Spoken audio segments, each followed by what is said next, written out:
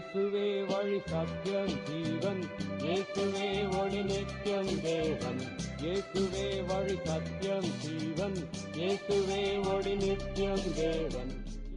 சரி, இதுக்கு நான் ஜெபம் பண்ணும்போது, இன்னைக்கு நான் ஜெபிக்கும் போது கர்த்தர் சொன்ன வார்த்தையை பகிர்ந்து கொள்ள விரும்புகிறேன். அற்பமான ஆரம்பத்தின் நாளை யார் அசட்டை பண்ணலாம்? இந்த செய்தியை கர்த்தர் கொடுத்த ஆழமா சொல்ல முடியும், நிச்சயமா சொல்ல முடியும். இங்க இருக்கிற ஊழியர்கள் சிலர் அசட்டை பண்ணப்பட்ட நிலையிலே இருக்கிறீர்கள்.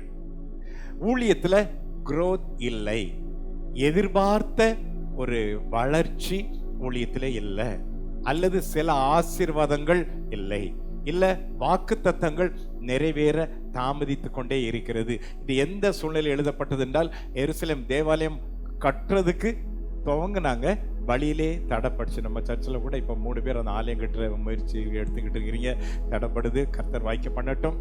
அந்த வேளையிலே கர்த்தர் சொல்லுகிறார், அற்பமான ஆரம்பத்தின் நாளை யார் அசட்டை பண்ணலாம்? உங்க ஊழியம் அற்பமாக இருக்கலாம், சாதாரணமாக இருக்கலாம், இன்னும் ஆண்டவர் உங்களுக்கு வச்சு அந்த டார்கெட்டை ரீச் பண்ணாம இருக்கலாம், எல்கையிலே நின்று கொண்டிருக்கலாம், ஜனங்கள் உங்களை அசட்டை பண்ணலாம், ஆனால் கர்த்தர் உங்களை அசட்டை பண்ணவே இல்லை. அல்லேலூயா. அது மட்டும் நிச்சயமா நான் சொல்ல முடியும். உங்களுடைய சில இடத்துல பார்த்துருக்கிறேன், அந்த பெரிய வளர்ந்த ஊழியக்காரர்கள் சில புதுசா வந்த பாஸ்டர் மார்கிட்ட கேட்பாங்க, பாஸ்டர் உங்க சபையில எத்தனை பேர் இருக்குன்னு சொல்லி. இவங்க சபையில வெரிஃபியூ ரொம்ப கம்மியா இருப்பாங்க. அதை சொல்றதுக்குள்ள இவங்க முகெல்லாம் சுருங்கிரும், மனசு ஆடி. அதுக்கப்புறம் ஏதோ ஒரு எண்ணிக்கை, அது மேபி சிங்கிள் டிஜிட்ல இருக்கலாம், 10க்கு கம்மியா இருக்கலாம், அல்லது ஒரு 20 அதுல இருக்கலாம். வந்து அதுக்கப்புறம் என்கிட்ட தனியா சொல்லுவாங்க, பார்த்துருக்கிறேன், அநேகர் சொல்றது கேட்டுருக்கிறேன். எனக்கு இவ்வளவுதான் ஆத்துமாக சொன்னா, அந்த பாஸ்டர் நம்மளை பார்க்குற பார்வையே ஒரு மாதிரி இருக்கியா, அல்லது என்னை நோகடிக்கிற மாதிரி பேசுங்க, இத்தனை வருஷம் நீங்க ஊழியம் பண்ணியும் இவ்வளவுதான் ஆத்மாவன்னு சொல்லி என்னை நோகடிக்கிற மாதிரி இருக்காங்க. அதே போல உங்கள் தலைவர்கள் உங்களை அசட்டை பண்ணியிருக்கலாம், உங்களை வளர்த்தவர்கள் உங்களை அசட்டை பண்ணியிருக்கலாம், நம்புறவங்க நண்பர்கள் உங்களை அசட்டை பண்ணியிருக்கலாம், ஆனா கர்த்தர் உங்களை அசட்டை பண்றவே இல்லை. அல்லேலூயா. அற்பமான ஆரம்பத்தின் நாளை நான் அசட்டை பண்ணலன்னு கர்த்தர் சொல்றாரு. அல்லேலூயா. அது போக பூமி எங்க சுற்றி பார்க்குற 7 கண்கள், 7 கண்கள் கர்த்தருக்கு. அதுக்காக நம்ம லிட்ரலா ஆண்டவருக்கு 7 கண் இருக்கான ஒரு பிசிக்கல் பாடி அப்படிலாம் பார்க்க வேணாம். பூரன் அவர் பார்வை 7 கண்களும் எதை பார்க்குது? செருபாபேல். இதை நான் ஜஸ்ட் ஒரு அவுட்லைன் சொல்லிடுறேன். ஒருவேளை பைபிள் காலேஜ் படிக்கலைன்னா அதாக இருக்கும். நான் பைபிள் காலேஜில் இதை கற்றுக்கல, நான் ஆராய்ச்சி வேதங்களை தான் கற்றுருக்கிறேன்.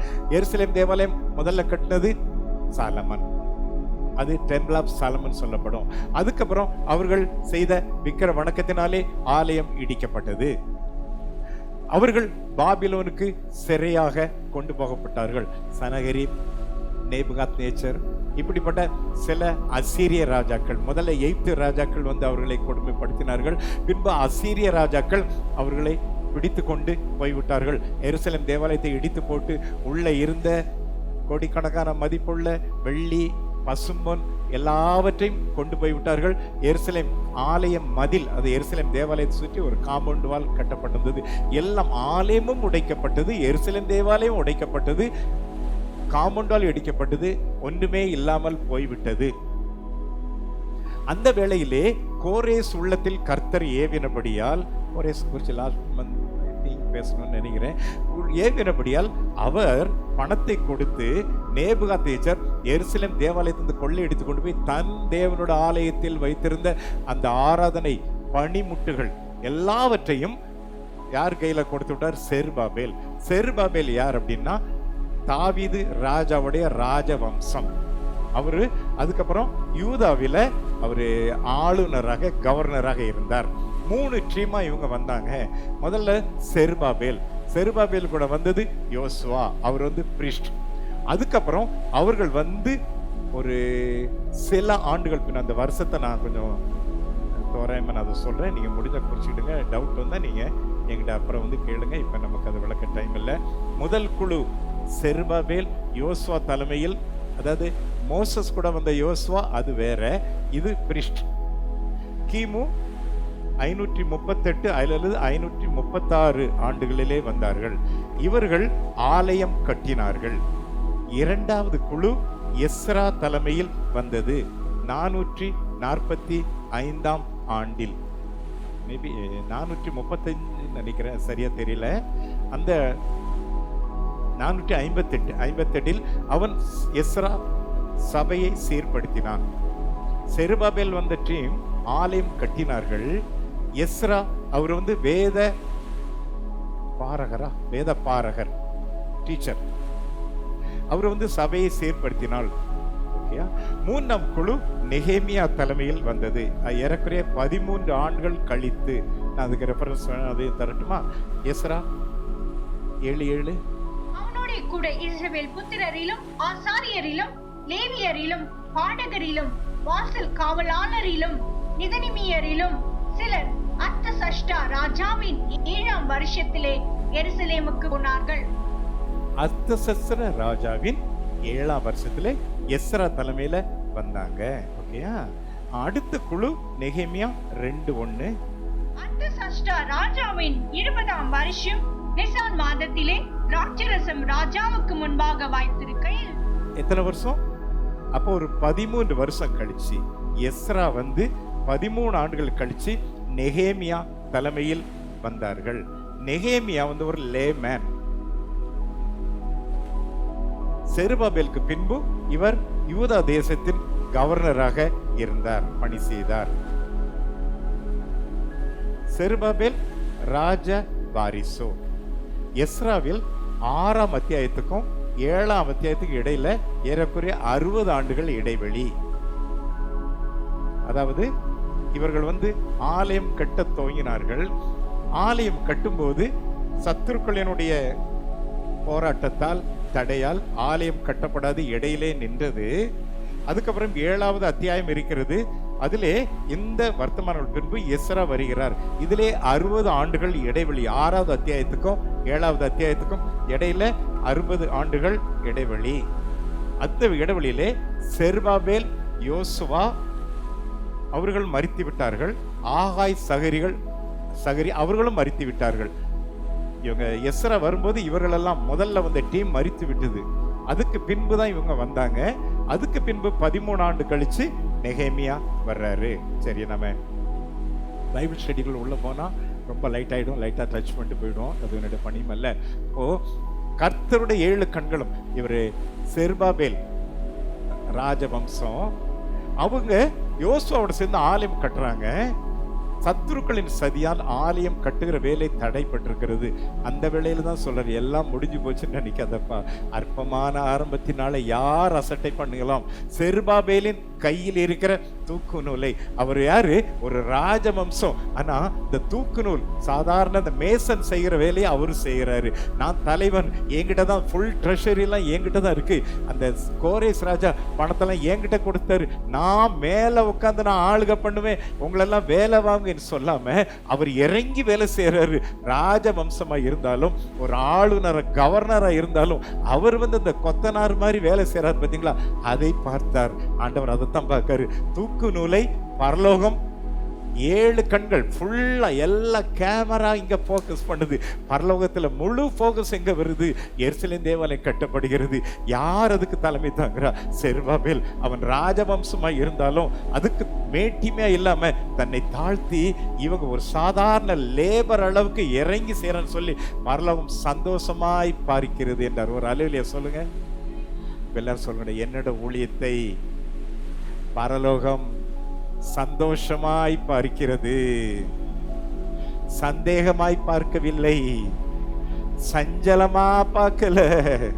ஆனா மனுஷன் இவன் என்ன ஊழியம் பண்றான், இவன் தோங்குனானே, இடையில நிக்குதே, அவ்வளவுதான் முடிஞ்சு போச்சுன்னு சந்தேகமா பார்க்கும், சஞ்சலமா பார்க்கும். ஆனா பரலோகம் அப்படி பார்க்கல. மனிதன் முகத்தை பார்ப்பார், கர்த்தர் இதயத்தை பார்க்கிறார். உங்க செயல்களை கர்த்தர் பார்க்கல, உங்க வாஞ்சை பார்க்கிறார், உங்க உள்ளத்துல இருக்கிற ஏக்கத்தை பார்க்கிறார். ஐயோ நான் ஊழியத்தை உங்கனே, இது முடியலையே அப்படின்னு நீங்க ஏங்குற ஏக்கங்கள், தனிமையில வடிக்கிற கண்ணீர்கள், உங்க ஜெபத்தெல்லாம் கர்த்தர் பார்க்கிறார், சந்தோஷமா பார்க்கிறார். ஹல்லேலூயா. இந்த வேளையிலே எஸ்ரா 5 5வது சாப்டர்ல 1 2 இந்த வேளையில அதாவது கவனிங்க, பைபிள்ல வந்து அப்பொழுது அப்படின்னு அதுக்கு முன்னால ஒரு இன்சிடென்ட் இருக்கும். இதுல சகரியா தீர்க்கதரிசி, ஆகாய் தீர்க்கதரிசி வர்றாங்க. அதுக்கு முன்னால 4th சாப்டர் எப்படி முடியுதுன்னா, எருசலேம் தேவாலயம் தடைப்பட்டு விழுது, கட்டுவதற்கு சோர்ஸே இல்ல, நம்பிக்கை இல்ல, என்ன பண்றதுன்னு தெரியல, அவ்வளவுதான் முடிஞ்சு போச்சு நிக்கிற வேளையில அப்பொழுது ஒரு அல்லேலூயா சொல்லுங்க. இதுல தீர்க்கதரிசி மினிஸ்ட்ரி பற்றி கொஞ்சம் லைட்டா டச் பண்ணட்டுமா? வேற ஊழியங்கள் வேற, தீர்க்கதரிசி ஊழியங்கள் வேற. நல்லா இருக்கிற வேலையில மற்ற ஊழியங்கள் வரும், ஆனா தீர்க்கதரிசி இப்போ வரும் தெரியுமா? பிரேக் டவுன் ஆன வேலையில தான். மெக்கானிக் ஆண்டவர் என்கிட்ட சொன்னதான், அதாவது ரொம்ப போராட்டம் மத்தியில இருப்பாங்க, எல்லாம் இழந்திருப்பாங்க, நம்மகிட்ட வருவாங்க. அப்புறம் நாம ஒரு மெக்கானிக் மாதிரி பிரேக் டவுன் ஆன காரை வந்து சரி பண்ணி விடுவோம். அதுக்கப்புறம் கண்டுக்கவே மாட்டாங்க. ஒரு குடும்பம் வந்துச்சு, ஒரு சோல்ஸ் கார்ல வந்தாங்க, பயங்கர தொழில் லாஸ், வீடு கூட ஏலத்து போற சூழ்நிலை, இப்படிப்பட்ட நிலையில வந்தாங்க. ஒரு தெரிந்த நண்பர் அவர் மூலம் அவரோட உறவினர் வந்தாங்க, வீட்டுக்கு வந்தாங்க. ஒரு 6 கேக் மட்டும் வாங்கிட்டு வந்தாங்க, ஆனால் வந்தது சொகுஸ்கார் அப்படிலாம் இருக்கும். அப்புறம் ஜோம் பண்ண நல்லா இருந்துச்சு, இப்போ நல்லா இருக்குது. அதுக்கப்புறம் வந்தாங்களா விசாரிக்கவே இல்லை. எனக்கு கவலையே இல்லை. ஏன்னா முதல்ல கொஞ்சம் கஷ்டமா இருக்கும், என்னடா நம்ம இவ்வளவு பண்ணி அவங்க போராட்டத்தில் இருந்தாங்க, நாம் அவங்களுக்கு உதவி செய்து இன்னைக்கு நல்லா போயிட்டு இருக்குதே. அதுக்கப்புறம் கண்டுக்க மாட்டேங்கிற ஆண்டவர் சொன்னார், டேய் நீ டிரைவர் இல்லடா, நீ டிரைவர்னா வண்டி நல்லா இருக்கும்போது போகும், நீ யாரு? மெக்கானிக்கு. எப்ப மெக்கானிக் ஷேட்டு வரும்? அதுக்கப்புறம் கார் போயிடும். அப்போ உன்னை நான் பழுது பார்க்க வைத்திருக்கேன். சரி ஆண்டவரே, இப்ப வர்ற கேசர பணத்தை பற்றி நம்ம கவலையே படுறதில்லை. ஆனா ஒண்ணு மட்டும் தெரியும், 91 முதல் நான் ஊழியம் பண்றேன், எங்க அப்பா எனக்கு கடனாளியா வைக்கலையா, ஊழியத்தை வரும்போது கூட கடனாளியா வந்தோம், இன்னைக்கு பிறருக்கு உதவி செய்யற அளவுல தான் வச்சிருக்காரு. கையில காசு இருக்க இல்லையோ, பிறருக்கு உதவி செய்யற அளவுல கர்த்தர் வைத்திருக்கிறார். ஆண்டவர் அவர் நாமத்துக்காக எந்த எதிர்பார்ப்பும் நமக்கு செய்யற பிரயாசத்தை மறந்துவிட அவர் அநீதியுள்ள தேவன் அல்ல. ஓகேயா? அதாவது நல்ல சுமத்தா போயிட்டு சொல்லுவீங்களா? அதை நான் இன்னொரு வசனம் கூட காட்டுறேன். சகரியா 8:9 எடுத்து வாசிங்க. அப்போ சிலர், அதாவது சிலர் சொல்லுவாங்க, இது இந்த யூடியூப் இது கிடைச்சிச்சுல, எல்லாருக்கும் ஓசியில கிடைச்ச புல்ஃபிட்டு, இவர் ஆசீர்வாத பிரசங்கர், எப்போதும் ஆசீர்வாதையா சொல்லிக்கிட்டே இருக்காரு. நான் கேட்கிறேன், அப்ப சாபத்தியா சொல்லணுமா? இஸ்ரவேலை சபிப்பதே என் தேவனுக்கு பிரியம், அப்படி யார் பைபிள்லயா இருக்குது? என் பைபிள்ல இருக்கு, இஸ்ரவேலை ஆசீர்வதிப்பதே என் தேவனுக்கு பிரியம். யார் சொன்னா? பிலேயாம். பிலேயாம் எதுக்கு வந்தான்? தேவ ஜனங்களை சபிக்க வந்தான், பில்லிசூனியம் பண்ண வந்தான், ஒண்ணும் இல்லாம போக பண்ண வந்தான். ஆனா ஒண்ணுமே பலிக்கல. சொன்னா யாக்கோபுக்கு மந்திரவாதம் இல்லை, இஸ்ரவேல குறிசல் இல்லை, நான் என்னென்னமோ பண்ணி பார்த்தேன், ஒன்னும் நடக்கல. ஏன்னா நம்முடைய ஜனங்களை ஆசீர்வதிப்பதே பிரியம். ஆனா சில ஊழியக்காரங்க பைபிள்ல இஸ்ரவேலரை சபிப்பதே பிரியம் இருக்கு போல இருக்கு. இதெல்லாம் ஆசீர்வாத இதுங்கிறாங்க. அப்போ தீர்க்கதரிசி என்ன பண்ணும்? அது வாசிங்களேன். சகரியா 8:9. சேனைகளுடைய கர்த்தரின் வீடாகிய ஆலயம் கட்டப்படும் அடிக்கு அதன் அஸ்திபாரங்கள் போடப்பட்ட நாள் முதல் கொண்டிருக்கிற தீர்க்கதரிசிகளின் வாயினால் இந்த வார்த்தைகளை இந்நாட்களில் கேட்டு வருகிறவர்களே, உங்கள் கைகள் திடப்பட கடவுது என்று கர்த்தர் சொல்லுகிறார். ஆலயம் கட்ட முடியாம இருக்குதியா, தடப்பட்டதியா, அந்த வேளையில தீர்க்கதரிசி அனுப்புறாரு. தீர்க்கதரிசி வந்து தீர்க்கதரிசி சொல்லி, நீ நாசமா போவ, இந்த தப்பு பண்ணுன, அதான் உன் ஊழியன் நல்லா இல்ல, இப்படி ஏற்கனவே விழுந்து கிடக்கிறவன மிதிக்க வரல, ஏற்கனவே விழுந்து கிடக்கிறவன தூக்கி விடுவதான் தீர்க்கதரிசி வேலை. என்ன சொன்னா? திடப்படுத்தினான். ஒரு அல்லேலூயா சொல்லுங்க. அப்போ எனக்கு ஊழியமே வேண்டாம், அதுல ஒரு growth இல்ல, பலன் இல்ல, என்ன பண்றதுன்னு தெரியாம இருக்கிறவனை இன்னும் மிதிக்கிறவன் அல்ல தீர்க்கதரிசி, அப்படி விழுந்து கிடக்கிறவனை தூக்கி எடுப்பவன் தான் தீர்க்கதரிசி. கைகளை திடப்படுத்துபவன், hands be strong. கை வலி பலவீனம், தூக்கவே முடியல, அதை கொஞ்சம் ஸ்ட்ரென்தன் பண்றவன் தான் தீர்க்கதரிசி. ஒரு அல்லேலூயா சொல்லுங்க. ஓகே. அப்புறம் அப்போஸ்தலர் 15:32. ஏன்னா தீர்க்க தரிசனம் திட்டிக்கிட்டே இருக்கணும், பாவத்தை கண்டித்து உணர்த்தே இருக்கணும், எந்த நேரம் அந்த என்னது வெறி பிடிச்ச மாதிரி கதறிக்கிட்டே நிக்கணும் அப்படின்னு சிலர் யூடியூப்ல பேசுறாங்க. வாசிங்க. யூதா சீலா என்பவர்களும் தீர்க்கதரிசிகளாய் இருந்தபடியினாலே அநேக வார்த்தைகளினால் சகோதரருக்கு புத்தி சொல்லி அவர்களை திடப்படுத்தி. சரி கவனிங்க. புத்தி சொல்லி திடப்படுத்தி அப்படின்னா எக்ஸார்டேஷன் சொல்லுவாங்க. Encourage and strengthen them. சோர்ந்து போகிறவங்கள கொஞ்சம் ஸ்ட்ரென்த், அதாவது என்கரேஜ் பண்றது, உற்சாகப்படுத்துவது. ஸ்ட்ரென்தன், பலவீனமா இருக்குதா அவங்கள கொஞ்சம் பலப்படுத்துறது. இதுதான் தீர்க்கதரிசியினுடைய வேலை. ஹல்லேலூயா. அப்போ ஊழியக்காரன், அதாவது தீர்க்கதரிசினா திட்டிக்கிட்டே இருப்பவன் அல்ல, திடப்படுத்துவன் தானே ஊழியக்காரன். சரி, அப்போ திட்டக்கூடாதா? நெகேமியா 9:30 ஜஸ்ட் அவுட்லைன் நெகேமியா 9:30 இதுல அதாவது விழுந்து கிடந்தவங்கள தூக்கி விட்டாங்க. நெகேமியாவில் அவங்க கீழ்ப்படியல. அவங்க ஜனங்கள் கீழ்ப்படியாமைனாலே திட சாட்சியாய் கடிந்து கொண்டு, அதாவது தீர்க்கதரிசி வேலை, ஒருத்தன் மேடா இருந்தா தட்டி விடுவான், பள்ளமா இருந்தா அதை போய் தட்டணும் அவசியம், அதுல கொஞ்சம் மண்ணள்ளி போட்டு மூடுவான். சோர்ந்து போனவர்களை திடப்படுத்துவான், திமிர் பிடிச்சவங்களை தட்டி வெட்டி விடுவான். இதுதான் ஓகேயா? அதனால இந்த வருதுல்ல, இவர் ஆசீர்வாத பேசுங்காரு, ஆண்டவர் ஆசீர்வாத பேசணும்னா ஆசீர்வாத பேசுறோம். அதுக்காக சபிச்சுக்கிட்டே இருக்கணும், திட்டிக்கிட்டே இருக்கணும், அதெல்லாம் இல்ல. சரி, மறுபடியும் எஸ்ரா 5:1 வருவோம்.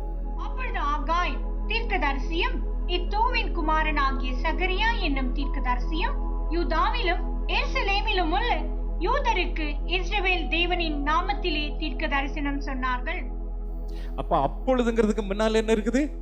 ஆலயம் தடப்படிச்சது, தீர்க்கதரிசிகள் வந்தாங்க, தீர்க்க தரிசனம் சொன்னாங்க. அடுத்தது, அப்பொழுது செயல்தியேலின் குமாரனாகிய செருபாபேலும் யோசதாக்கின் குமாரனாகிய யெசுவாவும் எழும்பி எருசலேமில் உள்ள தேவனுடைய ஆலயத்தை கட்டத் தொடங்கினார்கள். அவர்கள் திடன் சொல்ல தேவனுடைய தீர்க்கதரிசிகளும் இருந்தார்கள். கவனிங்க, எப்பொழுது கட்ட துவங்கினார்கள்? தீர்க்கதரிசிகள் தீர்க்கதரிசனம் சொன்ன உடனே. தீர்க்கதரிசி எப்போ தீர்க்கதரிசனம் சொன்னாங்க?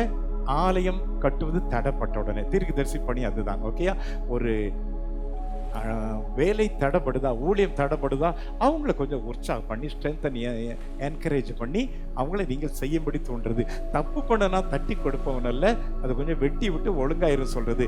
சகரியா 4, 6, 7 ஊழியம் அதுதான். நம்ம பலத்துல பண்றது ஊழியம் இல்லை, என் திறமையில பண்றது ஊழியம் இல்லை, என்னுடைய செல்வம் செல்வாக்குல பண்றது ஊழியம் இல்லை, அவர் ஆவியினாலே செய்வதுதான் ஊழியம். நான் சில காரியம் கொஞ்சம் வேகமா நான் சொல்றேன்.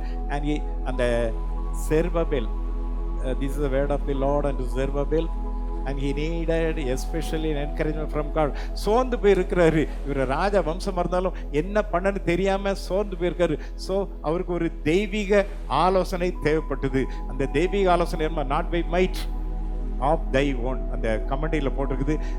பலத்தினாலும் அல்ல, உன்னுடைய ஆஃப் தை ஓன், உன்னுடைய சொந்த பலத்தினால் அல்ல, nor by power authority from others. முதல்ல உங்க சொந்த பலத்தினாலும் அல்ல. பராக்கிரமங்கிறது எனக்கு அரசியல் அங்காள் இருக்கு இங்காளுக்கு சொல்ல authority from others, but by my spirit, என்னுடைய ஆவினா. அந்த ப்ரோவிடன்ஸ், அதுக்கு திருவருட்பேருன்னு எடுத்துக்கலாம். அத்தாரிட்டி என்னோட அதிகாரத்தினாலே, என்னுடைய வல்லமையினாலே, என்னுடைய அதாவது உன்னத தேவனுடைய வல்லமையினாலே நீங்க செய்வதான் ஊழியம். ஹல்லேலூயா. சகரியாவுக்கு வருமா? 4:7 இன்னைக்கு அவங்க ஆலயம் கட்டும்போது தடப்பட்டு இருக்குது. ஹைவேல போகும்போது, இப்ப நீங்க அந்த ஹில் ஸ்டேஷன் போனீங்கன்னா திடீர்னு அந்த மலைகள் சரிஞ்சு அந்த பெரிய பாறைகள் குறுக்க விழுந்துடும். நம்ம ஆயிரக்கணக்கான வாகனங்கள் குறுக்க நிற்கும். அதே மாதிரி இவங்க ஆலயம் கட்ட முடியாதபடி பெரிய பெரிய பர்வதங்கள் இருக்கு. ஆனால் வேதம் என்ன சொல்லுகிறது? 7 வாசிங்களேன். பெரிய பர்வதமே, நீ எம்மாத்திரம், செருபாபேலுக்கு முன்பாக நீ சமபூமியாவாய். நீ எம்மாத்திரம், நீ எவ்வளவு பெருசா வேணா இருக்கலாம், ஆனா நீ எம்மாத்திரம் செருபாபேலுக்கு முன்பாக சமபூமியாவாய். எல்லாரும் கையை வைத்து சொல்லுங்களேன். பெரிய பர்வதமே, என் ஊழியத்துக்கு எதிராக வர்ற பெரிய பர்வதமே, நீ எம்மாத்திரம், எனக்கு முன்பாக நீ சமபூமியாவாய். நான் தலைக்கல்லை கொண்டு வருவேன். ஹல்லேலூயா. பக்கத்துல பார்த்து சொல்லுங்களேன், பெரிய பர்வதத்தை பார்த்து கவலைப்படாதுங்க. ஊழியத்தில் இருக்கிற போராட்டத்தை எதிர்ப்பை பார்த்து கவலைப்படாதீங்க. அது எம்மாத்திரம். பிரச்சனை ஒண்ணு இல்லாமல் போகணும். அடுத்த 9 வசனம் சொல்லுகிறது, செருபாபேலின் கைகள் இந்த ஆலயத்துக்கு அஸ்திவாரம் போட்டது, அவன் கைகளே செய்து தீர்க்கும். நீங்க தோங்குறீங்களா? கர்த்தர் முடிக்க செய்வார், நீங்க இல்ல. ஓ ரபலரா கஷ, அவர் முடிக்க செய்வார். நீங்க சோர்ந்து போக எந்த குறிச்சும் கவலைப்படணும். ஆண்ட சொல்ற தீர்க்க வார்த்தை எடுத்துக்கொள்ளுங்க. இருக்கல ரபக்கர சொல்லுங்க, நான் என்னோட கைகள், சொல்லுங்க, என்னோட ஊழியத்துக்கு அஸ்திவாரம் போட்டது, என் கைகளே அதை முடித்து தீர்க்கும். அஸ்திவாரம் போட்டீங்கல்ல, நீங்க முடிக்க போறீங்க. ஏன்னா நட்டாத்துல விடுறதுக்கு நாதன் இயேசு நன்றி மறந்தவர் அல்ல, உங்களை அழைத்தவர் உண்மை உள்ளவர், அவர் சர்வ வல்லவர். அவர் செய்ய நினைத்தது ஒரு நாளும் தடைப்படாது. உங்களை கொண்டு என்ன செய்யணும்னு நினைச்சாரோ, எந்த வல்லமை, எந்த மந்திரவாத வல்லமை, எந்த பிசாசின் கிரியைகள் தடுத்து நிறுத்த முடியாது. அவர் சர்வ வல்லவர். அல்லேலூயா. யோபு 8:7, உம்முடைய துவக்கம் அற்பமாய் இருந்தாலும் முடிவு அற்புதமாய் இருக்க பிறகு ஸ்தோத்திரம். முடிவு சம்பூர்ணமாய் இருக்கிற ஸ்தோத்திரம். எல்லாரும் சொல்லுங்க, என்னோட ஊழிய துவக்கம் சொல்லுங்களேன் அற்பமாய் இருந்தாலும் என்னோட முடிவு சம்பூர்ணமா இருக்க பிறகு ஸ்தோத்திரம் ஆண்டவரே. பிரசங்கி 7:8 சொல்லுது, எனக்கு விளக்க டைம் இல்லை, நேரம் இல்லை. ஒரு காரியத்தை துவக்கத்தை பார்க்கலாம், அப்ப துவங்க பண்ணின தேவன் அந்த நல்ல காரியமாகிய முடிவை தராம இருப்பாரா? I am the alpha and omega, நானே ஆதியும் அந்தமும். ஆதி மாத்திரம் அல்ல, அவரும் முடிவாகவே இருக்கிறார். கேத்தலிக் சொல்லு, நான் துவக்கமும் முடிவுமாக இருக்கிறது. ஹல்லேலூயா. ஆதியாகமம் 1:28 பாருங்க, தேவன் மனிதனை படைத்த உடனே முதல் பிளஸிங்ஸ், பைபிள்ல முதல் பிளஸிங்ஸ் 1:28 வாசிங்களா? ஆதியாகமம். பின்பு தேவன் அவர்களை நோக்கி, நீங்கள் பலுகி பெருகி பூமியை நிரப்பி அதை கீழ்ப்படுத்தி சமுத்திரத்தின் மச்சங்களையும் ஆகாயத்து பறவைகளையும் பூமியில் மேல் நடமாடுகிற சகல ஜீவ ஜந்துக்களையும் ஆண்டு கொள்ளுங்கள் என்று சொல்லி தேவன் அவர்களை ஆசீர்வதித்தார். ஆண்டவர் வாயில வர்ற முதல் வார்த்தை பாருங்க, சந்ததி படைச்சாச்சு, இப்படி இருந்துடக்கூடாது, இது growth இல்லாம இருந்துடக்கூடாது, இது பலுகி பெருகி. அப்புறம் 2 ஆசீர்வாதம், நீங்க பலுகி பெருகணும், நீங்க ஆண்டு கொள்ளணும். ரவல ரக எல்லாரும் சொல்லுங்க, நான் பலுகி பெருகுவேன், ஆண்டு கொள்ளுவேன். பக்கத்துல கைப்பிடி சொல்லுங்களேன், ஐயா நீங்க பலுகி பெறுவீங்க, நீங்க பலுகி பெறுவீங்க. இதுவரைக்கும் எந்த பிரச்சனைலாம் உங்களுக்கு வந்துச்சோ அதெல்லாம் நீங்க ஆண்டு கொள்ள போறீங்க. எதை பார்த்து பயந்தீங்களோ அதை நீங்கள் ஆள போகிறீர்கள். இந்த வருஷத்துல 120 சொல்லட்டா, இது நீங்கள் பலுகி பெறுகிற ஆண்டு. அதே மாதிரி உங்க பிரச்சனை மேல நீங்க ஆளுகை செய்கிற ஆண்டு. எதை பார்த்து பயந்து போனீங்களோ அதை நீங்க ஆள போறீங்க. பிசாசை பார்த்து பயந்தீங்களா, அதை நீங்க ஆள போறீங்க. பிரச்சனை பார்த்து பயந்தீங்களோ அதை ஆள போறீங்க. Yes, I want to rule. சொல்லுங்க, நான் ஆள பிறந்தவன். பிசாசு சொல்லுவான், நீ ஆள போற, நீ மாள பிறந்தவன். Devil, you are a liar, don't tell lie. ஆள பிறந்தவனா என்ன கெத்து? இந்த எலெக்ஷன்ல ஜெயிச்சுட்டு எம்எல்ஏ ஆயிட்டான்னு வருங்களேன், எப்படி ஒரு கெத்தா வரும்? நான் ஆள போறேன், நான் ஆள போறேன், 5 வருஷம் என்ன அசைக்க யாருமே இல்லைன்னு எவ்வளவு வரும்? நம்ம ஆளுக்கு பைபிள்ல ஆண்டவருடைய வார்த்தையை சொன்னோம்னா அப்படியா? If you believe, you will see the glory of God. விசுவாசால் தெய்வமே காண்பீர்கள். ஹல்லேலூயா. சரி, உட்கார இந்த ஆண்டுல சொல்றேன், நீங்க எதை பார்த்து எந்த பிரச்சனைலாம் உங்களுக்கு தடைகள் இருந்துச்சோ அதை நீங்க ஆள போறீங்க, அதை மேற்கொள்ள போறீங்க. You are going to overcome சொல்லாமா? ரூல், ஓவர்கம், எல்லாவற்றையும் நீங்க ஆள போறீங்க. மறுபடியும் சகரியாக்கு வருமா? 4:6 மீத ரப ரக பலத்தினால் அல்ல, அதாவது மனுஷன் உங்க பலத்தினால் இல்லை, என்னுடைய சொசைட்டி, இவங்க என் சமுதாயம், நம்ம நண்பர்கள், அதுலயும் இல்லை, கர்த்தருடைய ஆவினாலே ஆகும். கொலோசியர் 1:27 பாருங்க. அதனால ஒரு ரகசியம், ஆண்டவர் ரொம்ப நாளா ஒரு ரகசியம் வச்சிருந்தாரு. அநேகருக்கு இது என்னமோ ஆண்டவர் ரகசியம் வச்சிருக்காரு. பழைய ஏற்பாட்டுல பரிசுத்தவான்கள் தீர்க்கதரிசி தேடுனாங்க, அவங்களுக்கு வெளிப்படுத்தப்படல.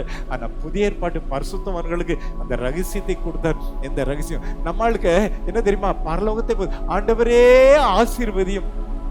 ஒரு தேவ மனுஷன் சொன்னாரு, ஜனங்கள் ஆசீர்வாதத்திற்காக பரலோகத்தை பார்க்கிறார்கள், பரலோகம் நம்முடைய ஜனங்களின் வாயை பார்க்கிறது. அப்படின்னா என்னது? எங்கேயோ ஆண்டவர் தூர இருக்கிற மாதிரி, ஆண்டவரே இறங்கும் இறங்கும். இது பழைய ஏற்பாடு ஜெபையா. புதிய ஏற்பாட்டில் அவர் உங்களுக்குள்ளே இருக்கிறாரு. உங்களுக்குள்ள இருக்கிறவரை ஏன் ரொம்ப தொலைவில் தேடுறீங்க? ஹலோ சொல்லுங்க, எனக்குள்ளே 2 கையை வச்சுட்டீங்களே, எனக்குள்ளே இயேசு வாழ்கிறார், மகிமையின் ஐஸ்வர்யமாக இருக்கிறார். என் நம்பிக்கையே அவர்தான். அப்போ உங்க நம்பிக்கையை மேல போக்கஸ் பண்ணுவீங்களா? உள்ளே இருக்கிறாரு. நீங்க உள்ள பார்த்து பாடுங்க, என் நம்பிக்கையே நீங்க தான்ப்பா, என் எதிர்காலமே நீங்க தான், என் ஊழியத்துல எல்லாமே நீங்க தான்ப்பா, என் மகிமையின் நம்பிக்கையே நீங்க தான்ப்பா. அதனால என்ன சொல்றேன், இதுவரைக்கும் நீங்க உங்க பலத்துல, உங்க திறமையில, உங்க தாளத்துல ஊழியம் பண்ணி இருக்கலாம். இன்னும் அந்த பேட்டர்னை மாத்துவோமா? கொலோசியர் 1:29 சொல்லுது, அதற்காக நான் எனக்குள்ளே எனக்குள்ளே எனக்குள்ளே வல்லமையாய் கிருபை நடக்கிற யார் பலத்துல? இதுவரைக்கும் நாம ஜெபத்தில் என்ன பண்ண தெரியுமா? ஏன் பலன், ஏன் பலன், ஏன் பலன் இல்லையா? உங்க பலன் ஜீரோ. அது நம்ம பலன் புவர் பலன், அவர் பலன் பவர் பலன். ஹல்லேலூயா. புவர் பவலனை சார்ந்து இருக்க போறீங்களா, பவர் பலனை சார்ந்து இருக்க போறீங்களா? ஹலோ சொல்லுங்களேன். ஜீரோ பவரை போறீங்களா, ஹீரோ பவரையே தேடி போறீங்களா? அழகா சக்கல. நம்ம பலன்ல நான் அடிக்கடி சொல்றேன், நம்ம ஏதோ பொதுவாக மனுஷன்லாம் ஜீரோ தான். ஒரு 10 ஜீரோ போட்டாலும் அதுல முன்னால 1 போடுங்களேன். ஒரே ஒரு ரொம்பலாம் இல்லை, ஒரு 100 ஜீரோ போட்டாலும் அம்புட்டு ஜீரோ தான். அதுக்கு முன்னாடி 1 போட்டா அது கால்குலேட்டர் வெடிச்சிடும் நினைக்கிறேன். அது வந்து இது கால்குலேட் பண்ணாது இல்லையா? என்ன சொல்லும்? கவுண்ட்லெஸ் என்ன வரும் தம்பி? இது இன்ஃபினிட்டா, இன்ஃபினிட்டிவ் இல்லையா? அதுக்கு கவுண்ட்லெஸ், எண்ணவே முடியாது. அந்த ஒருத்தருக்கு பின்னால நாம எல்லாம் 0 எத்தனை சொல்லுங்க, நான் ஒண்ணுக்கே லாய்க்கல. ஆமா ஒரு 0, ஏன்னா தகுதி இல்லாத 0. இப்படி நீங்க எத்தனை 0 போட்டீங்களோ அதனால ஒண்ணு இல்லை, அதுக்கு முன்னால 1 போட்டீங்களேன். எல்லாரும் சொல்லுங்க, கிறிஸ்து இல்லாமல் என் வாழ்க்கை 0, கிறிஸ்து இல்லாமல் என் ஊழியம் 0, கிறிஸ்து இருப்பதினால் நான் ஒரு ஹீரோ, என் வாழ்க்கை ஹீரோ, என் ஊழியம் ஹீரோ. இப்போ உங்க ஊழியம் 0 ஊழியமா, ஹீரோ ஊழியமா? பக்கத்துல சொல்லுங்க, நீங்க பண்ணது 0 ஊழியா, இனிமே ஹீரோ ஊழியம் பண்ணுங்க. நீங்க தான் ஹீரோ. பாலக்கா சக்கலா தூரக்கா. அதற்காக நான் சொல்லுங்க, அதற்காக சொல்லுங்க சொல்லுங்க, இயேசு எனக்குள் வாழுகிறார்.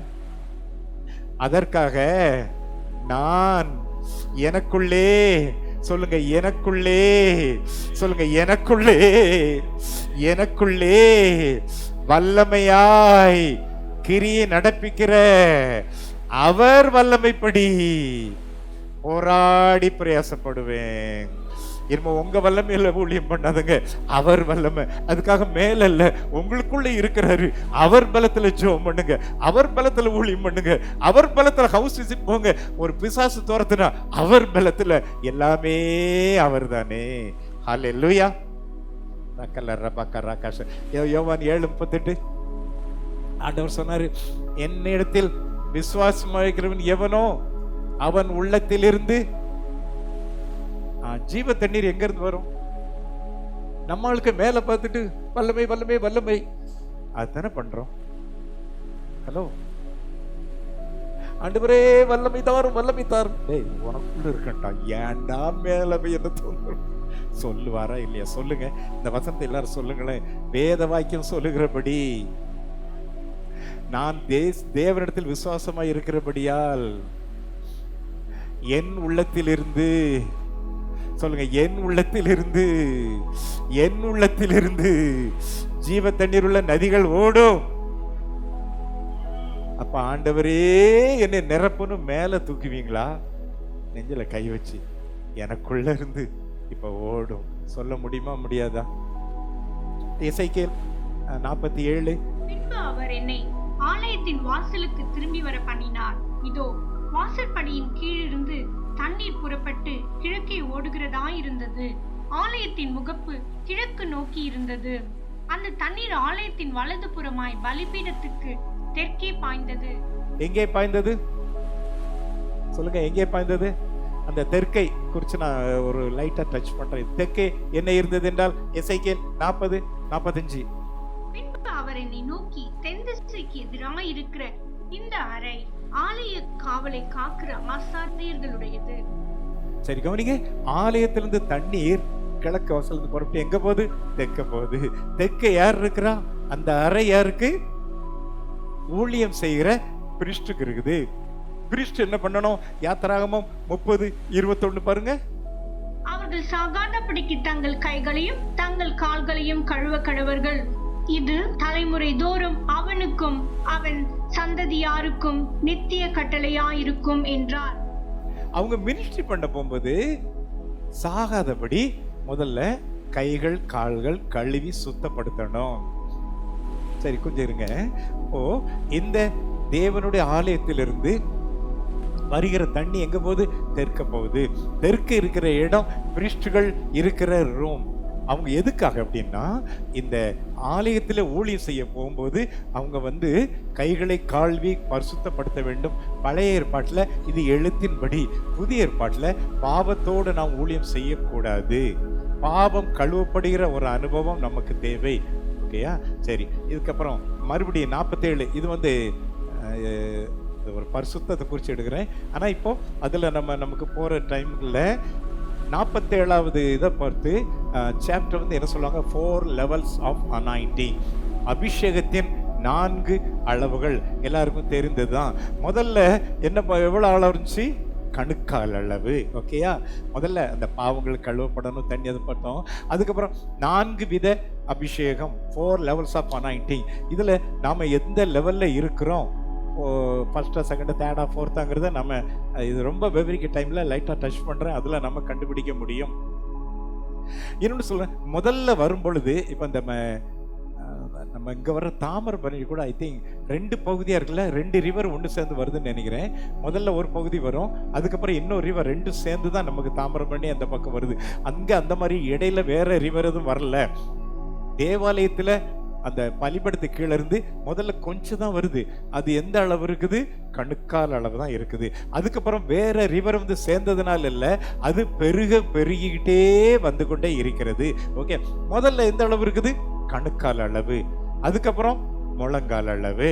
அதுக்கப்புறம் கூடிக்கிட்டே 1000 முழம் நடக்கணும், நடந்துக்கிட்டே உள்ள போகணும். சும்மா கரையில இருந்து இல்ல.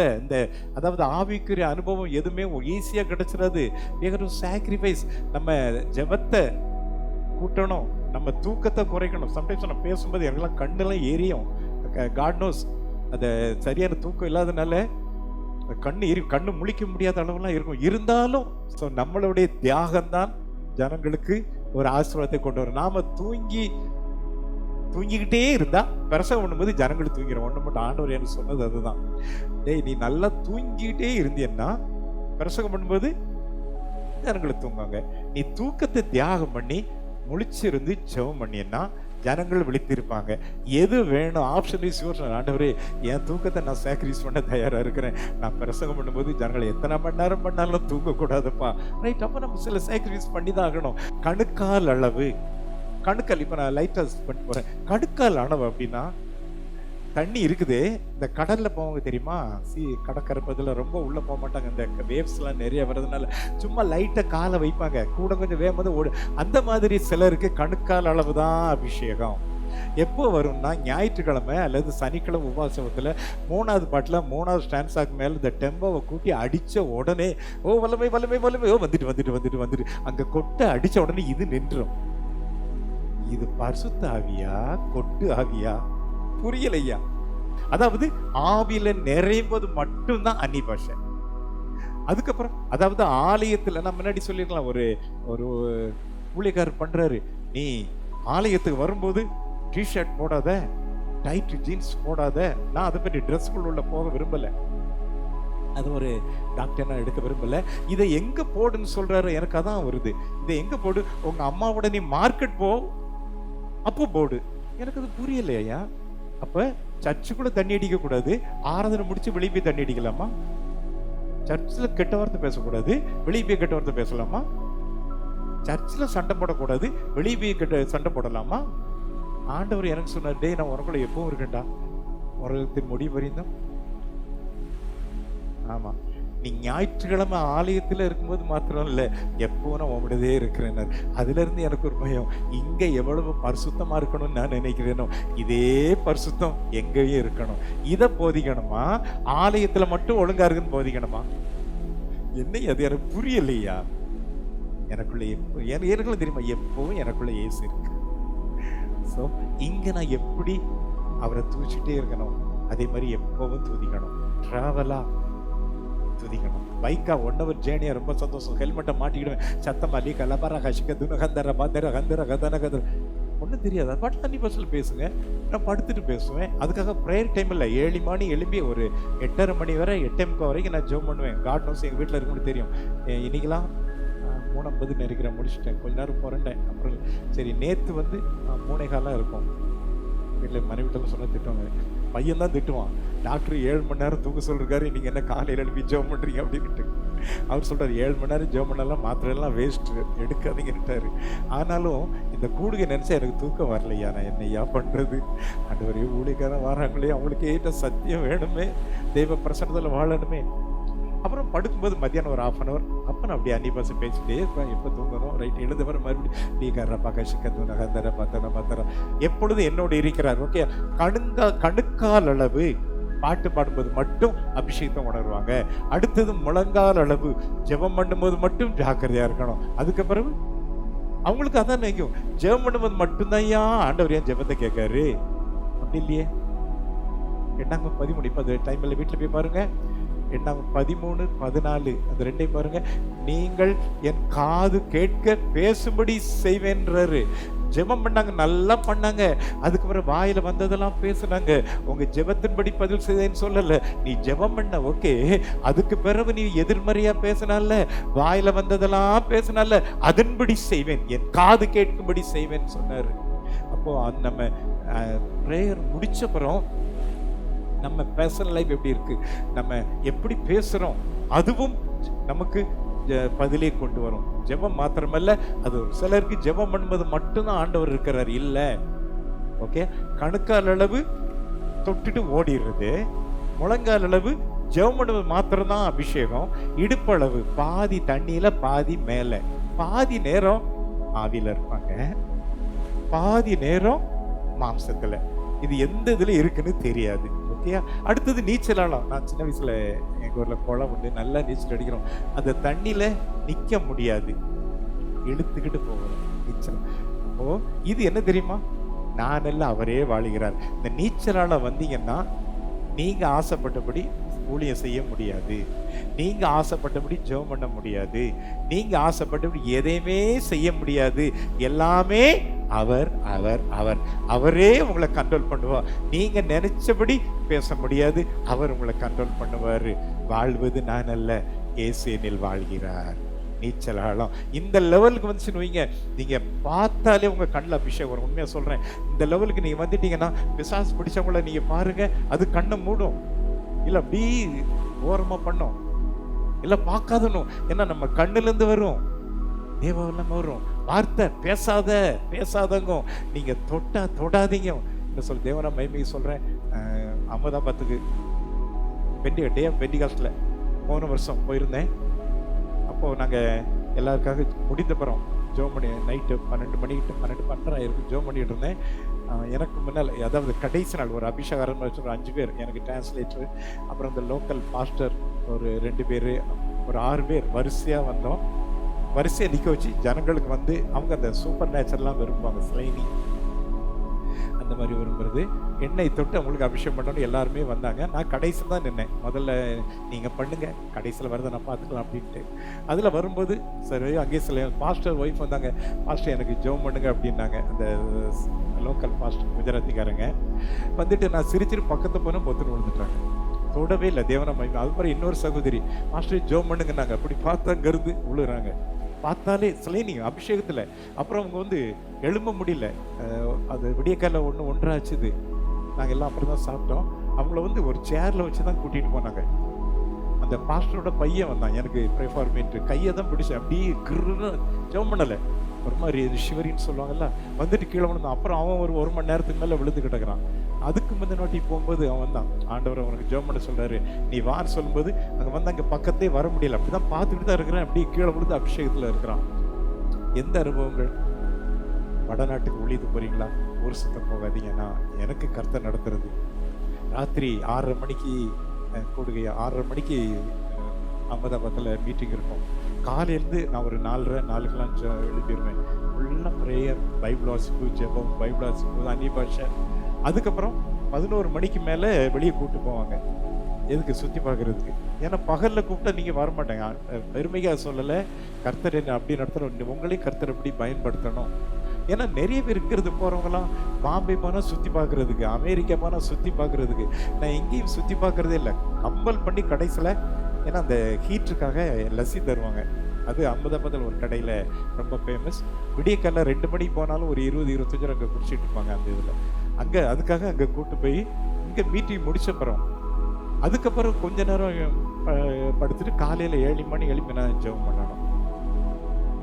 அவர் அடிக்கடி சொல்லுவார், நான் ஸ்டேஜில் வச்சு உங்களை நான் அழைக்கலை, ஆஃப் த ஸ்டேஜ் உங்கள் ப்ரேயர் லைஃப், உங்கள் பர்சனல் லைஃப், அதை பார்த்து தான் கூப்பிடுங்கிறேன். தயவுசெய்து நான் உங்கள்கிட்ட சொல்கிறேன், சாயந்தரம் ஊழியம் போகிறீங்களா, நைட் ப்ரேயர் போகிறீங்களா, பகல் வரைக்கும் எந்த கமிட்மெண்ட்டும் வச்சுக்காதீங்க. வெளியே போகாதீங்க, பேப்பர் நியூஸ் கூட பார்க்காதீங்க, டிவியில் நியூஸ் பார்க்க வேண்டாம். ஆண்டவரே சொல்வார், நாளைக்கு சொல்வார், நிறைய பைபிள் வாசிங்க, நல்லா அந்நிய பாஷையில் பேசுங்க, செய்தி எடுங்க. அதாவது அந்த செய்திக்கு மாத்திரம் அப்படி இல்லை, அதுக்காக மாத்திரம் பைபிள் வாசிக்கிறோம். உங்களுக்கு ஆகாரத்தை நீங்க வாசிங்க, உங்களை ஸ்ட்ரென்தன் பண்ணுங்க, கர்த்தர் நடத்துவார். ஹல்லேலூயா. இப்ப கணுக்கால் அளவு, முழங்கால் அளவு, இடுப்பளவு நீச்சல் ஆழத்துல இருக்கிறீங்களா? அகமதாபாத்தில் மார்ச் மாதம் 60 பேருக்கு பரிசுத்தாவி கிடைச்சது ஒரே கூட்டத்தில். ஜனவரி பூந்தமல்லி மாரநாதா, அதுல 17 பேர் கிடைச்சது. 16 பேருக்கு கிடைச்சது. பாஸ்டே சொன்னார் 16 பேர் அந்நிய பாஷை பேசுனாங்க ஐயா சொன்னார். அதே மாதிரி பாம்பேல பன்வேல் அங்கே ஒரு 22 பேர், ஏறக்குறைய 100 பேர் கிடைச்சது. காரணம் என்ன தெரியுமா? நிரம்பி வழிகிற அபிஷேகம். நீங்களும் பண்ண முடியும். இப்ப இயேசு எங்க இருக்காரு சொல்லுங்க? உங்களுக்குள்ள இருக்காரு இல்லையா? அவர் என்ன சொன்னாரு? விசுவாசிக்கிற உள்ளத்திலிருந்து. பழைய ஏற்பாட்டுல எருசலேம் தேவாலயத்துக்கு கீழே இருந்து ஓடிச்சு. இப்ப எங்க இருந்து ஓடும்? உங்களுக்கு இருந்து ஓடும். உங்க கண்ணு வழியா ஓடும், உங்க வாய் வழியா ஓடும். உங்க கண்ணு இன்னைக்கு வேணா பாருங்களேன், ஒரு 3 மணி நேரம் அந்நிய பாச விடுதலை வர ஒரு ஜெபம் பண்ணிட்டு பிசாசு பிடிச்ச கேஸ்ல அப்படி நேரவே பாருங்க, உங்களை பார்க்காது, அது கண்டி திருப்பம். ஏன்னா உங்க கண்ணுல இருந்த அபிஷேகம், உங்க கையில இருந்த அபிஷேகம். ஓகேயா? இப்போ 8வது வசனம், இது என்ன தண்ணி? ஜீவ தண்ணி. வத்தி இல்ல, லிவிங் வாட்டர், பெருகிட்டே இருக்கும். முதல்ல கணுக்கால் அளவு அபிஷேகத்துல இருந்திருக்கலாம், அதுக்கப்புறம் முழங்கால் அளவு, அப்புறம் இடுப்பளவு, முழுகும் நீச்சல் ஆழத்துக்கு அன்கண்ட்ரோல் ஸ்டேஜுக்கு வந்த பிறகு நடக்கிற காரியங்கள். இந்த தண்ணீர், இப்ப இந்த தண்ணீர் எங்க இருக்கு? உங்களுக்குள்ள இருக்கு. ஓகேயா? இப்போ இந்த ஜீவ தண்ணீர் உள்ள தண்ணிய நீங்க போறீங்க, கிழக்கு தேச பருவத்து போய், அதாவது உங்களுக்குள்ள இருக்கிற அபிஷேகம் வற்றி போவதில்லை, வந்து போவதில்லை, அது ஊறுட்டு பப்ளிங் பொங்கிக்கிட்டே இருக்கும். நீங்க ஒரு இடத்துக்கு ஊழிது போனீங்கன்னா அந்த கடல் உப்பு மாதிரி இருந்துச்சுன்னா நீங்க போனா உங்களுக்குள்ள இருக்கிற அந்த ஆவியானவர் வெளிப்படும் போது தண்ணீரே ஆரோக்கியமாகும். அங்குள்ள பிரச்சனை மாறுமா மாறாதா? அங்குள்ள வியாதி மாறுமா மாறாதா? தோல்வி ஜெயமா மாறுமா மாறாதா? நம்மளுக்கு போன உடனே கொஞ்சம் கூட தகுதி இல்லாத கர்த்தரனை பயன்படுத்துவாராக. தகுதியில தெரிஞ்சதானே கூப்பிட்டாரு. இதை சொல்லிக்கிட்டே இருக்கணுமா? சொல்லுங்க. ஒரு இடத்துக்கு போனீங்கன்னா என்ன சொல்ல தெரியுமா? எனக்குள்ள இயேசு இருக்கிறார், என் மேல் அவருடைய அபிஷேகம் இருக்கிறது, என் கண்ணில் அவருடைய வல்லமை பாய்ந்து வரும், என்னோட கரத்தில் அவர் வல்லமை பாய்ந்து வரும், என்னோட வாயில் இருக்கிற வார்த்தைகள் விறகாகும், ஜனங்களை, என்னோட வாயிலிருந்து வர வார்த்தை அக்கினியாகும், ஜனங்களை விறகு சுட்டுகரிக்கும், பாவம் வெளியே போகும். அந்த ஃபெய்த்ல நீங்க போகுங்க. நடக்கிறதே வேறையா. என் அந்த பயந்து செய்கிற ஊழியம் இல்லை, என் அதிகாரம் எடுக்கிற ஊழியங்கள், ஆவியானவரோட ஊழியங்கள் தான் வரப்போகுது. அப்புறம் 9 சம்பவிப்பது என்னவென்றால், இந்த நதி போகும் இடம் எங்கும் சஞ்சரிக்கும் ஜீவ பிராணிகள் யாவும் பிழைக்கும். இப்ப இந்த நதி எங்க இருக்கு? இப்ப நதி எங்க இருக்கு? இப்ப சொல்லுங்க. நான் அந்த நதிங்கிற இடத்துல உங்க பேர் போட்டுடுங்க. நீங்க தான் என் நதி. நதிக்கு பரலோகத்துக்கு போக வேண்டாம், தேவாலயத்துக்கு கீழே பலிபடத்துக்குள்ள தோண்ட வேண்டாம். அது உங்களுக்குள்ள இருக்கு. வற்றாத ஜீவனீட்டா இருக்குது. அங்க எந்த நிலம் ஜீவப்பிராணி இருக்கும் அதெல்லாம் விளைக்கிறதுக்கு தான் ஐயா உங்களுக்குள்ள நதியை கொடுத்தாரு. அங்கே வந்தபடியினால் வெகு ஏராளமான மச்சங்களும் உண்டாயிருக்கும். இந்த நதி போகும் இடம் எங்கும் உள்ள யாவும் ஆரோக்கியப்பட்டு பிழைக்கும். மச்சங்கள் அப்படிங்கிறது கடல் வாழ், அதுதான் அந்த தமிழ்ல மற்றங்களுக்கு கடல்ல வாழுகிற மீன்கள், இந்தியில மஜ்லி, மச்சங்கள். அப்போ எனக்கு பாடு இல்லை. என்ன பாடு இல்லை? மீன் பிடிக்கிறவங்க சொல்லுவாங்களே, பாடுனா ஒருத்தரும் இல்லை, மீன் பிடிக்கிறவங்க ஸ்லாங்ல அது, எனக்கு பாடே இல்லம்மாங்க, மீன்பாடு இல்லம்மாங்க. நீங்க போகணும், என்ன சொல்ல தெரியுமா, எனக்குள்ளே இயேசு இருக்கிறாரியா, எனக்குள்ள இருக்கிற இயேசுவை இப்ப என்ன பண்ண போறேன், வெளியே நான் கொண்டு வர போறேன்னு சொல்லிட்டு நீங்க போனா வெகு ஏராளமான மச்சங்கள் உண்டாயிருக்கும். ஹல்லேலூயா. சரி, இவ்வளவுலாம் சொல்றீங்களே, எனக்கு சபையில growth இல்ல, வளர்ச்சி இல்லைங்கிறீங்களா? ஆண்டவர் சொல்ற காரியங்கள், வருகிற நாட்கள் ஆவியானவர் காலங்கள், தீர்க்கதரிசன வார்த்தை எடுத்துக்கொள்ளுங்கள். ஏசாயா 60:22. இப்ப நீங்க சொல்லலாம், ஐயா பாஸ்டர் அப்படின்னா ஒரு சின்ன பாஸ்டர், ஐயா சின்ன சபை, கொஞ்சம் தான் ஆத்துமா இருக்குது, இப்ப சொல்றீங்க எத்தனை? ஐயா சொல்றதுக்கு வெக்கமா இருக்கியா, சிங்கிள் டிஜிட் அப்படிலாம் சொல்றீங்களா? ஆனா ஒன் டே வில் கம். அது ரொம்ப நாள் இல்லை, இந்த ஆண்டிலே வரப்போகிறது. இந்த ஆண்டு சொல்றேன், இது சபை பெருக்கத்தின் ஆண்டு. ரவதியாரா சங்கதுனா. அப்ப சொல்லுவீங்க, சின்ன சபை எத்தனை ஆத்துமா? ஒன்றும் இல்லையா, 4 டிஜிட்ல தான் இருக்கு. 4 டிஜிட்னா என்னது? 4 இலக்கம். 1, 10, 100, 1000. சொல்லுங்க, 4 டிஜிட் சொல்லுங்க. என் சபையில சின்ன சபை தான், 4 டிஜிட் தான். நீங்க விசுவாசிக்கணும். If you believe, you will see the glory of God. Hallelujah. அப்புறம் எப்ப? ஏற்ற காலத்தில். அந்த ஏற்ற காலம் என்ன சொல்றேன், இந்த ஆண்டுல ஒரு எழுப்புதலை துவங்க போகிறது. இந்திய தேசம் ஒரு பெரிய எழுப்புதலை பார்க்க போகிறீர்கள். அப்போ ஏசாயா 54:1-3, ஆத்மாவே இல்லைன்னு புலம்புறீங்களா? உங்கள் புலம்பல் ஆனந்த களிப்பாக மாறும். பிள்ளை பெறாத மலடியே மகிழ்ந்து, ஆத்மா இல்லைன்னு புலம்புனது மாதிரி மகிழ்ந்து பாட போறீங்க. உங்க பாட்டு கம்பீரமா பாட போறீங்க, ஆனந்த சத்தம் போட போறீங்க. இப்ப இருக்கிற பெரிய சபைகளை விட உங்க சபைகளை பெருக பண்ண போகிறார். ஹல்லேலூயா. சரி, ஒரு கேள்வி, என் ஊழிய விருத்தி அடையணும் எத்தனை பாஸ்டர்ஸ் ஜெபம் பண்ணி, எத்தனை சுவிசேஷர் ஜெபம் பண்றீங்க? எனக்கு நிறைய வாசல் திறக்கணும், என் சபை பெருகணும், நல்ல கை வைத்து அல்லேலூயா சொல்லுங்களேன். ஜெபம் பண்றீங்களா? ஆண்டவர் இப்ப என்ன சொல்றாரு வாசிப்போமா? உன் கூடாரத்தின் இடத்தை விசாலமாக்கு, உன் வாசஸ்தலங்களின் திரைகள் விரிவாகட்டும். தடை செய்யாதே, உன் கயிறுகளை நீளமாக்கி உன் முளைகளை உறுதிப்படுத்து. நீங்க ஆண்டவர்கிட்ட என்ன கேக்குறீங்க? ஆண்டவரே என் சபையை விசாலமாக்கும். அவர் என்ன சொல்றாரு? ஹலோ, கவுச்சிங்களா? ஆண்டவரே என்னை விசாலமாக்கும். நீ விசாலமாக்க. அப்ப என்னன்னா, நம்ம மைண்ட் வந்து பிச்சைக்கார மைண்ட்ல தான் இருக்கு. ஆண்டவர் கொஞ்சம் ஆத்மா போதும், சபை கட்டும்போது பெருசா கட்டுங்க. நம்ம ஆளுக்கு இந்த தமிழ்நாட்டுக்காரங்க புத்தி ரொம்ப இந்த பிச்சைக்கார புத்தி, கஞ்ச புத்தி. நான் என்ன சொல்றேன், சர்ச்சு கட்டுற 1 லட்சம் ரூபா இருந்தாலும் நீங்களும் மண்ணுட்டி வேலை செய்த பிழைக்க போறீங்க. அவர் தானே தர போறாரு. 1 கோடினாலும் அவர் தானே தர போறாரு. நாம என்ன பண்ண தெரியுமா, நம்ம பாக்கெட்ல இருக்கிற ரூபாய் வச்சு, நம்ம அக்கௌண்ட் வச்சு பிளான் பண்றோம். இல்ல, அவர் அக்கௌண்ட்ல எப்படி இருக்கு? வெள்ளியும் பொன்னும் அவருடையது, பூமியின் நிறைவும். அவர் ஐஸ்வர்ய சம்மனரியா. இதுவரைக்கும் உங்க திட்டம் இல்ல, என்ன அவர் திட்டம், அவர் திட்டம், அவர் திட்டம். அப்போ ஆண்டவரே விசாலமாக்கும். ஆண்டவர் என்ன சொல்றாரு? உன் கூடாரத்தின் இடத்தை இனிமே நம்ம ஜெபம் பண்ணுமா, ஆண்டவரே என் கூடாரத்தின் எல்லையை நான் விசாலமாக்குறேன். இவ்வளவு நாள நம்ம என்ன பண்ணோம் சொல்லுங்களேன், ஒரு மாதிரி பாக்குறீங்க. நம் வசனத்தை திஸ் ஃபெய்த் டீச்சிங். ஆண்டவரே விசாலமாக்கும். அவர் முதல்ல நீ உன் மூளையை விசாலமாக்கும், ஃபெய்த்தை விசாலமாக்கு. ஆமா, சில இடத்துல சர்ச்சு கட்டியிருப்பாங்க, ஸ்ட்ரென்த் இல்லைன்னு சொல்லி அந்த இதெல்லாம் கேட்டெல்லாம் வச்சு மறைச்சிருப்பாங்கல்ல.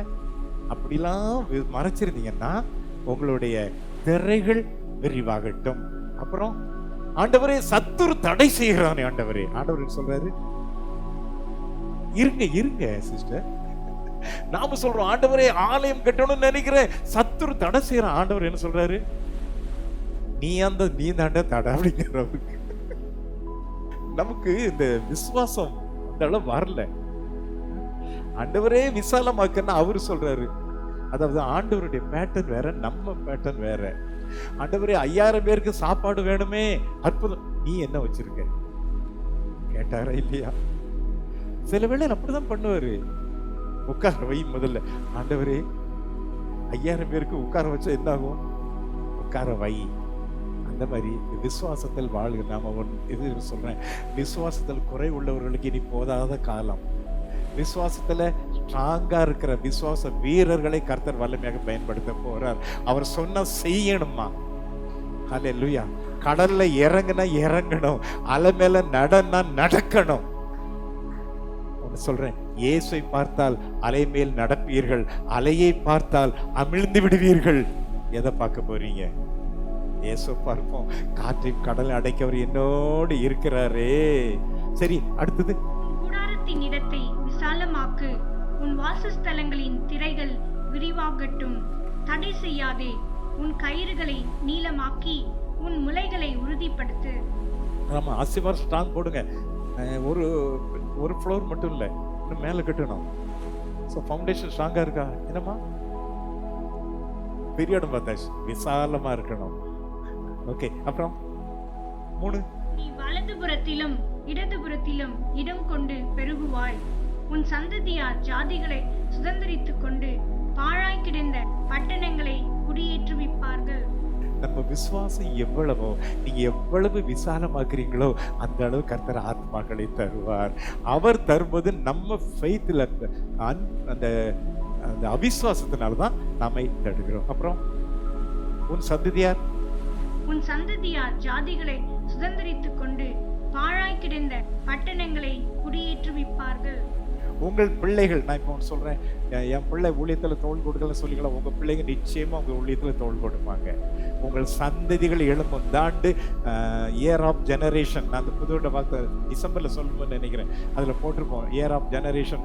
அடுத்த தலைமுறை எழும்புகிற நாட்கள் வந்துவிட்டது. ஹல்லேலூயா.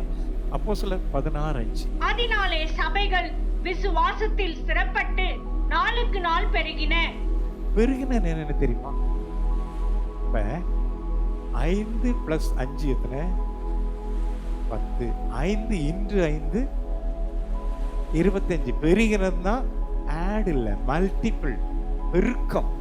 அப்போ போன வருஷத்துல 50 ஆத்மா இருந்தா இந்த வருஷத்துல +50 = 100 கிடையாது. 50 × 50 2500, 2500. இதான் பெருக்கம். புதிய ஏற்பாட்டில் பாருங்க, அப்போஸ்தலர் பெருகின இதுதான். 100 + 100 200. இந்த ஆண்டுல 100 ஆத்மான்னா அடுத்த ஆண்டுல 10,000 ஆத்மா வரணும். ஒரு அலுவலியா சொல்லுங்களேன். அப்போஸ்தலர் 2:41. முதலிலே பரிசுத்தாவியானவர் இறங்கினார், அந்நிய பாஷை பேசினாங்க. பீட்டர் சின்ன பிரசங்கம் பண்ணாரு. அன்னைக்கு எத்தனை பேர் மனம் திரும்பினார்கள்? 3000 பேரு. அதுக்கப்புறம் 3வது சாப்டர்ல அலங்கார வாசல் இருந்த அலங்கோல மனிதனை எழுப்பினதுனாலே சபையில பெருகிச்சு. அந்த வசனத்தை கேட்டவங்க எத்தனாச்சு? 4 ஆக்ட்ஸ் 4. வசனத்தை கேட்டவர்களில் அநேகர் விசுவாசித்தார்கள்.